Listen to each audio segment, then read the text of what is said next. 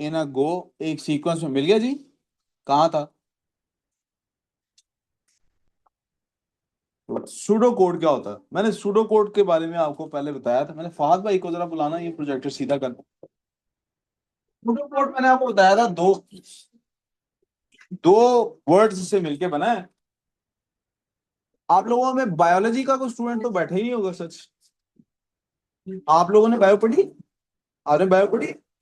आपने लफ्ज सूडो कभी सुना है? नहीं सुना? यार ये प्रोजेक्टर थोड़ा सा सीधा करना बस।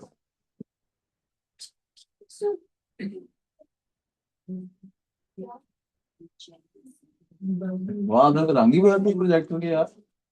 बेहतर हो गया पहले से या खराब हो गया? नजर आ रहा है भाई बच्चों आपको? ब्लैक एंड व्हाइट, ये रंग में ना कुछ प्रॉब्लम हो गई है बाहर। रेड रेड कोई बटन दब गया आपसे, ये रंग उड़ गए हैं इसके, या तार हिल गई है। चलो छोड़ो, अभी इनको नजर आ रहा है काफी है, बाद में ठीक करना। देखो ना, रेड कलर इनको प्रोजेक्टर पे पता नहीं कैसा नजर आ रहा है। खैर, बायो में सूडो का वर्ड कैविटी के लिए इस्तेमाल होता है, जब कोई बॉडी कैविटी शो करनी हो ना जी हो। आपने नहीं सुना? आपने वहां ओ लेवल बायो पढ़ी है ना सिर्फ। इसी तरह सूडोनिम होता है कोई चीज। सूडोनिम होता है ऐसा नाम जो सच्चा नाम नहीं होता आपका। सच्चा नाम यानी राइटर्स होते हैं। अब जो जेके रावलिंग है, इसका अपना नाम तो कुछ और नहीं है जेके रावलिंग का। Doesn't even know. तो ये उसका सूडोनिम है, ये उसका क्या है? असली नाम उसका। यानी ये Shakespeare and Shakespeare, I remember that. Pseudo code क्या होता है? ये असली कोड नहीं होता। This is fake code. Fake है जनाब। फेक से क्या क्या इसमें? फेक क्या है भाई इसमें? बेटे, जिंदगी में हालात बदलने से मेरे कपड़े बदल सकते हैं, अंदर जो इंसान बैठा हुआ वो बदलता नहीं है। इसी तरह मेकअप लगाने से आप अपनी शक्ल पे थोड़ा सा तब्दीली का अंश पैदा कर सकते हैं, लेकिन आपके अंदर जो रूह है वो नहीं बदलती। किसी का मेकअप चेंज कर लेने से उसकी रूह, इसी तरह दाढ़ी रख लेने से उसको मोमेंट नहीं हो जाता, और क्लीन शेव कर लेने से वो पाखंड नहीं हो जाता। सब देखने वालों, इधर हो गए, कौन सी दुनिया में खो गए हो? ये सब चीजें इस बात की अलामत है कि इंसान दो चीजों से मिलकर बना हुआ है। एक ये बॉडी, एक इसके अंदर कोई कॉन्शियसनेस, कोई रूह है इसके अंदर। है कि नहीं है? प्रोग्राम के कोड के साथ भी ऐसे ही होता है बेटे। जो प्रोग्राम होता है वो दो चीजों से मिलकर बनता है।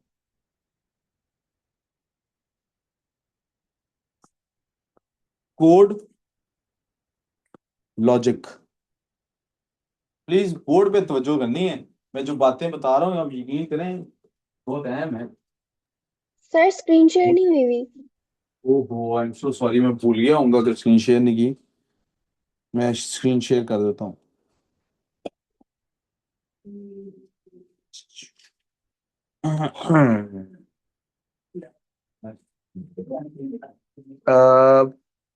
ये भी नहीं शेयर थे।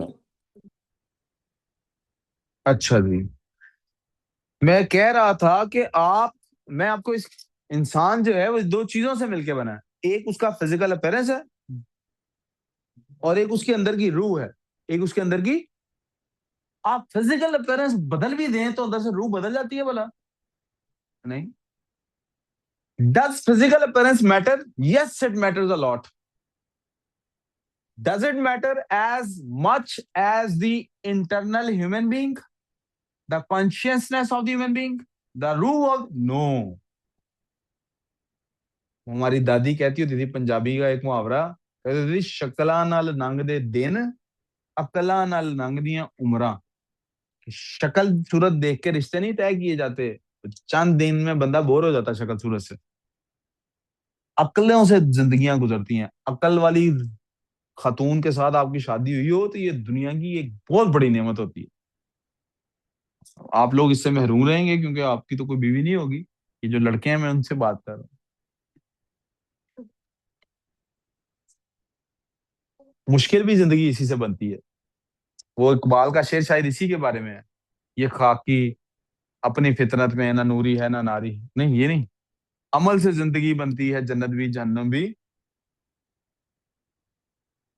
ये खाकी अपनी फितरत में ना नूरी है ना नारी है यही है, आई थिंक सो यही। अमल से जिंदगी, इस मिसरे को तो देखे ना, अमल से जिंदगी बनती है जन्नत भी जहन्नम भी, ये मरने के बाद की बात है, लेकिन जिंदगी मरने से पहले बीवी से जिंदगी बनती है जन्नत भी जहन्नम भी। अच्छी बीवी, अच्छा घर, भावे बदसूरत होवे, बुरी बीवी बेशक जितनी मर्जी खूबसूरत हो, अगर पुत्र शक्लों से रिश्ते निभाए जा सकते होते, तो हमारे जो मॉडल्स हैं, जो एक्टर्स हैं, जिनके जैसा हम लोग बनने की कोशिश करते हैं, अल्टीमेटली हम जिस फैशन को फॉलो करने की कोशिश कर रहे होते हैं, वो वही होता है जो हमने टीवी पे देखा होता है, इंस्टाग्राम पे देख लिया था, नेटफ्लिक्स, वैसा ही दिखना नहीं चाह रहे होते हैं हम लोग, वैसे ही कूल ड्रेसिंग, वैसा सब कुछ। इनकी तो शादियां नहीं चलती हैं, तलाकें होती रहती हैं। अपेरेंटली दिखने में यही सबसे ज्यादा प्यारे लोग हैं ना, और हम इनके जैसा बनना चाहते हैं। इसका मतलब है appearance. But is it important? Yes, appearance is very important. मैं ये नहीं कह रहा अपेयरेंस इंपॉर्टेंट नहीं। आप नमाज पढ़ने कच्छे और बनियान में तो नहीं जा सकते।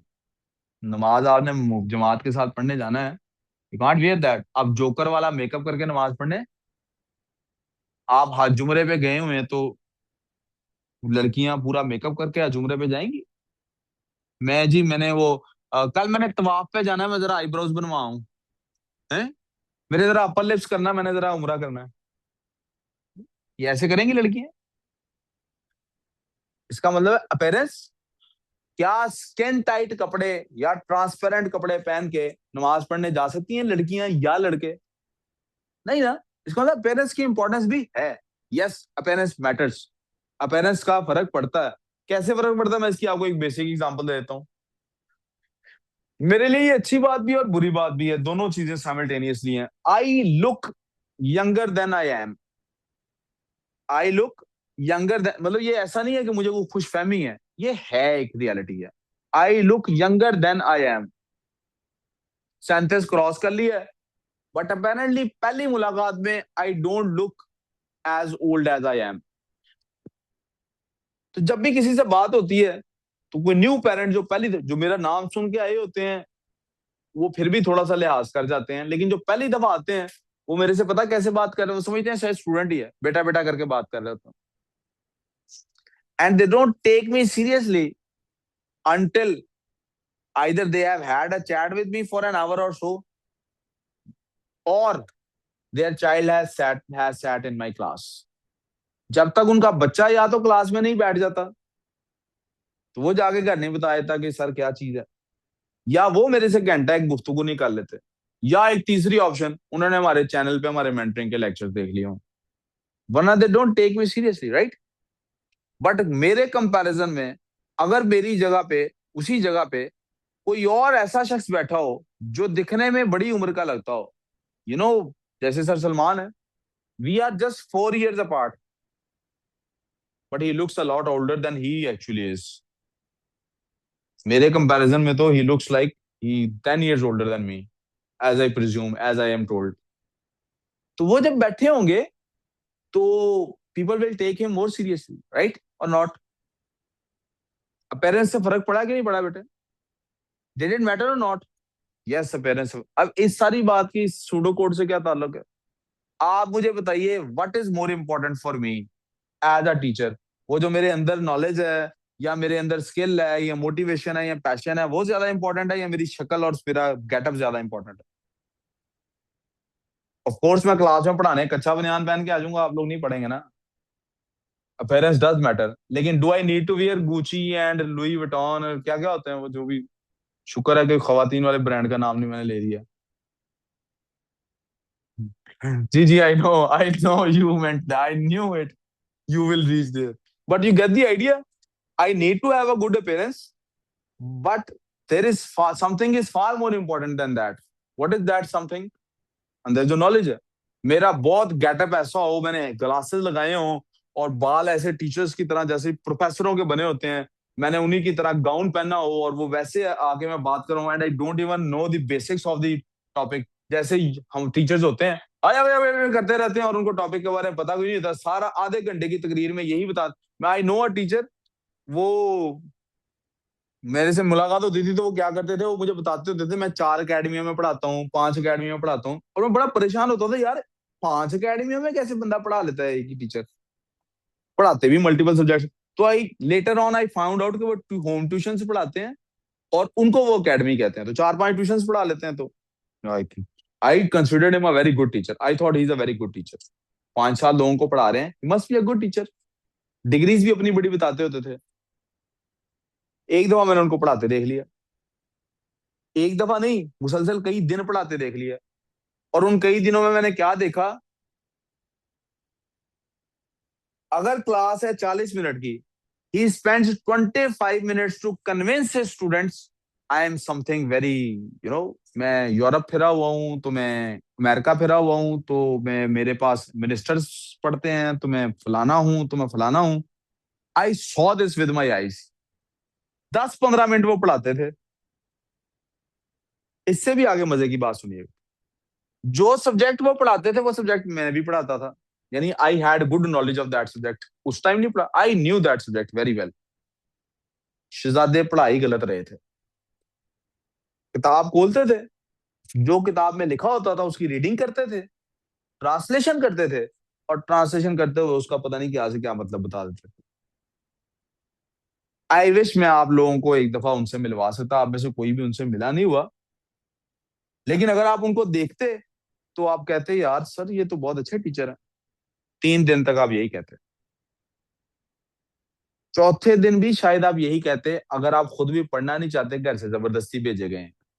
लेकिन अगर आप खुद पढ़ना चाहते हैं और ग्रेड हासिल करना चाहते हैं, तो 5वें दिन पता क्या होता, यार ये क्या बकवास है, अभी तक सर ने कुछ पढ़ाया ही नहीं हमें। 5 दिन में मुझे बस ये पता लगा कि सर ने कौन कौन सा मुल्क देखा हुआ है, सर की कहाँ कहाँ पे सहेलियां थी, सर ने शादी कितनी कैसे हुई है, बच्चे कितने हैं, सर के अब्बू क्या करते हैं, अम्मी क्या करती हैं। 5 दिन में मुझे ये पता लग गया कि सर के घर इतवार वाले दिन बिरयानी पकती है और जुमेरात वाले दिन गोश्त पकता है। 5 दिन में मुझे ये नहीं पता लगा कि let's take an example, debit क्या होता है और क्रेडिट क्या होता है। Let's take an example of accounting, कि अगर वो अकाउंटिंग के टीचर थे तो वो ये नहीं बता पाए। अब आप मुझे बताइए, ये टीचर अच्छा, and he is a very handsome looking guy. उस वक्त तो थे, अब पता नहीं पेट निकल आया हो, बूढ़े हो गए। मेरे से ही is a few years older than me. मैं तो उन्हें सीनियर ही समझता था। When we both joined the same college, तो he was a senior to me. तो सीनियर बंदे को तो आप ऐसे ही देखते हैं। जैसे सलमान साहब भी मेरे से सीनियर है, हम दोनों ने भी एक सेम कॉलेज में पढ़ा। He also knows that guy by the way. और आफ्टर 6 और so months वो कॉलेज से निकाल भी दिए गए थे। हम लोग अगर बेटे वो, अच्छा मजे की बात क्या है, he has been the most handsome guy in the whole college. मैंने कॉलेज में उनसे ज्यादा वेल ड्रेस्ड टीचर नहीं देखा था। उनको देख के ऐसे लगता था क्लास में दाखिल होते होंगे तो बच्चे तो कहते हैं, और वो ऑल बॉयज कॉलेज था, बच्चे बड़े एहतमाम से, बच्चे बहुत फॉलो करते थे उनको, बोलने का अंदाज बड़ा जबरदस्त, sophisticated, and he was all too good for this. But I saw कि चूंकि अंदर मटेरियल कोई नहीं था बताने के लिए, मटेरियल कोई नहीं था। और ये मैट्रिक एफएससी में वैसे भी रट्टा सिस्टम चल जाता है, साइंस के सब्जेक्ट में भी टीचर को नहीं भी आता तो रट्टा लगवा देते हैं, क्योंकि अंदर बताने के लिए कुछ नहीं था। पैथेटिकली ना सिर्फ उनके बच्चे फेल होते रहे, वो टीचर खुद भी एज अ टीचर फेल हो रहे थे। अब आप मुझे बताइए क्या चीज ज्यादा मैटर करती है, अपेरेंस या अंदर का रूह? क्या ज्यादा मैटर करता है? यहाँ रूह से मुराद नॉलेज भी है, पैशन भी है बताने का, कि मैंने कल बताया, कल हमारी बहस हुई थी ना इस बारे में, कि अगर आप नेक मशहूर हो भी रहे हैं, आप नहीं थे शायद उस क्लास में, तो ये एक बाई प्रोडक्ट होना चाहिए। आपकी इंटेंशन ये नहीं होनी चाहिए कुरान हदीस सुनाने के पीछे कि ये मुझे नेक समझें या मुझे इल्म वाला समझें। आपकी इंटेंशन क्या होनी चाहिए? अल्लाह रसूल से जुड़ जाएं। आप जो थे ना इस्लाम की क्लास में भी, याद है ना कल ये बहस होती। इसी तरह से पैशन अंदर होना चाहिए कि मैं इनके साथ जो बहस कर रहा हूँ, जो बता रहा हूँ, वो शो ऑफ करने के लिए बता रहा हूँ या पढ़ाने के लिए बता रहा हूँ, कुछ सिखाना चाह रहा हूँ। तो मेन इंपॉर्टेंट चीज क्या हो गई? रूह।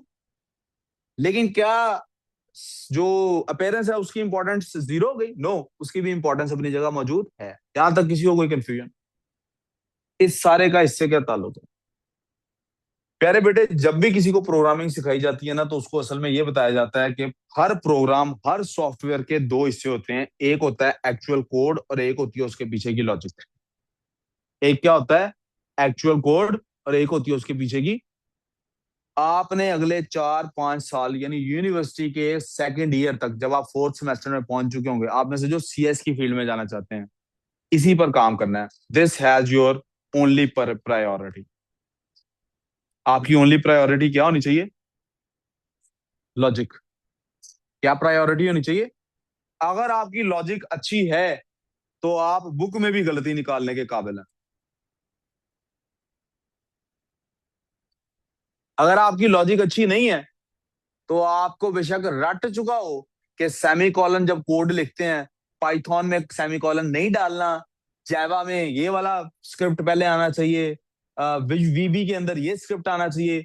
आप फॉर्मेट को और सिंटैक्स को जितना मर्जी रट्टा लगा लें, आप सिफर हैं। आप क्या हैं? इसकी एक एग्जांपल देके आगे चला जाता हूं। आपको पता है फेसबुक जिसने बनाई है वो कंप्यूटर सॉफ्टवेयर डिजाइनर था। हु स्टार्टेड ऑफ फेसबुक, ये पता है कि नहीं पता है? Mark Zuckerberg. माइक्रोसॉफ्ट जिसने बनाई है, he started off as a computer software designer. ये पता है सबको? क्या नाम है उसका भला? माइक्रोसॉफ्ट वाला बेटा गेटों वाला है, बिल गेट्स। ये सारे क्या है? Software designer. ये सारे क्या है? इन्होंने आगे जिन लोगों को हायर किया वो क्या है? वो भी सॉफ्टवेयर डिजाइनर है ना। तो सॉफ्टवेयर डिजाइनर जब सॉफ्टवेयर डिजाइनर को हायर करता है बेटे, कोडिंग तो दोनों को आती है, इसका मतलब है। तो ये जो ऊपर मालिक बैठा हुआ है, इन कंपनी के ऑनर बैठा हुआ है, इसमें और उनमें फर्क क्या है? He knows the logic. इसकी मिसाल कैसे है? कोई बिल्डिंग बनाते हैं तो बिल्डिंग में दो तरह के लोग होते हैं। एक होते हैं लेबरर्स, मजदूर जिसको हम कहते हैं, और एक होता है मिस्त्री, या ऐसा कर लेते हैं कॉन्ट्रैक्टर। एक क्या होता है? सिविल इंजीनियर कर लेते हैं। मुख्तलिफ सेटिंग्स में उसकी मुख्तलिफ टाइटल्स बन जाते हैं। कहीं वो सिविल इंजीनियर बन जाता है, कहीं चीफ डिजाइनर बन जाता है, कहीं वो कुछ बन जाता है। इन दो तरह के लोगों में से असल में घर तामीर कौन करता? बताइए, कौन तामीर करता घर? बोलो ऊंची। कौन तामीर करता घर? मजदूर तामीर करता। ईंटें कौन रखेगा? सीमेंट कौन लगाएगा? पेंट कौन करेगा? बिजली की तारें कौन बिछाएगा? लेकिन मजदूर की दिहाड़ी होती है पुत्र तकरीबन आजकल के दौर में 800 रुपए पर डे कमाई होती है। और जो मिस्त्री होता है, वो जो कॉन्ट्रैक्टर होता है, वो 8,000 रुपए पर डे ले रहा होता है। वजह? No, no, no, no.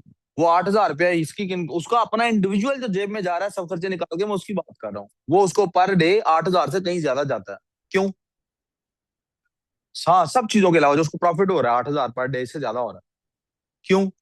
Design उसका, लॉजिक उसकी है, कहाँ कौन सी दीवार खड़ी करनी है। मजदूर अंधाधुंध काम करता है। आपने कहा 10 ईंटें यहाँ खड़ी कर, तो खड़ी कर देगा। उसको नहीं पता इससे क्या होना, उसको पता है क्या होना। इसलिए अगले 4 साल आपका टारगेट क्या होना चाहिए? मुझे लॉजिक सीखनी है। क्या सीखनी है? अब मजे की बात देखें। आपको पेपर में सवाल आएगा कि पाइथन के अंदर आप एक प्रोग्राम बनाएं। किसके अंदर? फर्ज कर लेते हैं कि आपको सवाल आता है कि पाइथन के अंदर एक सॉफ्टवेयर बनाएं, जो सॉफ्टवेयर क्या करता हो? 3 नंबर्स की एवरेज निकालता हो। क्या करता हो? आपने प्रोग्राम लिखा और आपने बिल्कुल ठीक कोड लिखा, लेकिन लॉजिक गलत हो गई। कितने नंबर मिलेंगे 10 में से? 0। आपने प्रोग्राम लिखा, लॉजिक बिल्कुल ठीक थी, लेकिन कोड का सिंटैक्स गलत था। कोड का सिंटैक्स बिल्कुल ही गलत था, कोई लाइन भी ठीक सिंटैक्स में नहीं थी। 10 में से कितने नंबर मिलेंगे? 8। इसलिए आपका नेक्स्ट टॉपिक बड़ा इंपॉर्टेंट है। The topic is pseudo code. इसलिए एग्जामिनर आपको चाहता है, या कहीं भी दुनिया में कहीं भी आप कंप्यूटर पढ़ेंगे, मैंने आपको कहा था ना, हार्वर्ड वाला कोर्स आप उठा के पढ़ लें। मैंने किया है, मुझे पता है। ऑक्सफोर्ड वाला कोर्स उठा के देख लें, CS01 के नाम से, वो स्टूडेंट्स 01 के, हाँ, CS01 के नाम से सर्च करें। हार्वर्ड का भी निकल आएगा, ऑक्सफोर्ड का भी, हर यूनिवर्सिटी का निकल आएगा। CS101, sorry. आप जोन सा मर्जी कोर्स निकाल के देखें, वो आपको शुरू में क्या कराएंगे? सूडो कोड पढ़ाएंगे। कहेंगे छोड़ें, आप इस बात को छोड़ दें कि सिंटेक्स क्या है, कहाँ कॉमा आना है, कहाँ फुल स्टॉप आना है, कहाँ ब्रैकेट आनी है। आप सिर्फ इस बात को समझ जाएंगे कब कौन सा काम करना है। आपको flow chart, flow of the command समझ आना चाहिए कि यहां से प्रोग्राम को इधर जाना चाहिए, ये वाली कमांड पुश करनी चाहिए, यहां से इधर जाना चाहिए, ये वाली पुश करनी चाहिए। सूडो कोड का सवाल तो इसीलिए पेपर में पिछले 10 साल में अगर 10 पेपर हुए हैं तो 8 पेपर में सवाल ही सूडो कोड का आया है। लैंग्वेज का सवाल ही नहीं आया। 2 पेपरों में लैंग्वेज का सवाल आता है, उसके अंदर भी मार्क्स स्कीम खोल के देखें, यू विल सी, वो कहेंगे लॉजिक ठीक होनी चाहिए, कोड की गलती काबिल बर्दाश्त है। आपको मैंने भी बताया, कपड़े गंदे हो ना, टीचर क्लास में आके खड़ा हो जाए, अब भी 10 में से 8 परफॉर्म कर जाएगा, अब भी 80% परफॉर्मेंस दे देगा। कपड़े दुनिया के बेहतरीन पहन आए, लेकिन अंदर से टीचर ठीक ना हो, परफॉर्मेंस क्या होगी? 0। That's how this works. As a human being भी पुत्र, ये ज्यादा इंपॉर्टेंट है। आपकी शक्ल कितनी अच्छी दिख रही है ये इंपॉर्टेंट नहीं है, लोग आपसे मिलके खुश कितना होते हैं ये इंपॉर्टेंट है। और खुश होने से यहाँ मुराद ये नहीं है कि आप लोगों को खुश करने के लिए झूठ बोलें, दगे दें। खुश होने से मुराद ये है आपको देख के अल्लाह कितना याद आता है, आपसे मिलके खुदा कितना याद आता है। अब जरा टूडो कोड की तरफ चले जाते हैं। बुक ने कहा है हमारे पास, इधर इस पोर्शन में क्या लिखा हो आप इसकी रीडिंग कर लें। इसमें उसने कहा यार हर काम के कुछ सिंबल्स होते हैं, हर चीज के कोई सिंबल्स होते हैं। सूडो कोड लिखते वक्त आपने ध्यान में रखना है कि हमारे यहाँ ये सिंबल्स इस्तेमाल किए जाते हैं। इसमें मल्टीप्लाई वाला सिंबल हमारे पास ये वाला इस्तेमाल किया जाता है, वहां जो स्टार बना हुआ वो नहीं इस्तेमाल किया जाता। प्लीज जरा गौर कर लें इन सिंबल्स के ऊपर। ऐड के लिए क्या सिंबल इस्तेमाल होना है? प्लस का, आप आम रूटीन में भी यही इस्तेमाल करते हैं। सब्ट्रैक्ट के लिए क्या सिंबल इस्तेमाल होना है? माइनस का, आप आम रूटीन में भी यही इस्तेमाल करते हैं। खत्म हुई क्लास? अच्छा, सब्ट्रैक्ट, मल्टीप्लाई, यकीन करें पिछले 3 महीनों में कभी ये बायो की क्लास इतनी जल्दी आई हो?